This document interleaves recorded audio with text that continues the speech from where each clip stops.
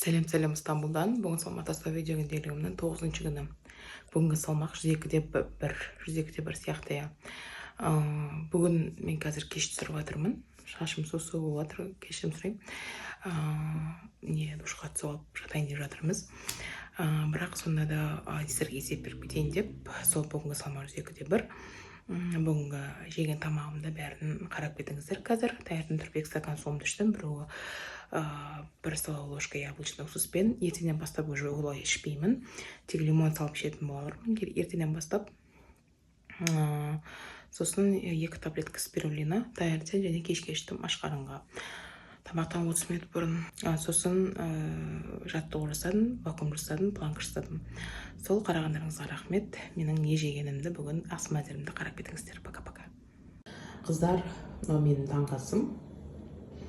Көріп тұрғандай көкөністер, 2 жұмыртқа, 1 тілім нан, 1 сыр. Маған ас болсын, күндеріңіз жақсы өтсін. Так, қыздар, кешкі ас, тауық, котлеталар, салат болды. Осыны жейміз. Yoğurdu söyle. Yoğurt yemeyeceğim ya. Ama yoğurt var. Өзім жасаған yoğurt, жолдасым жеп жатыр. Сол қарағандарыңызға рахмет. Ертеңге көріскенше.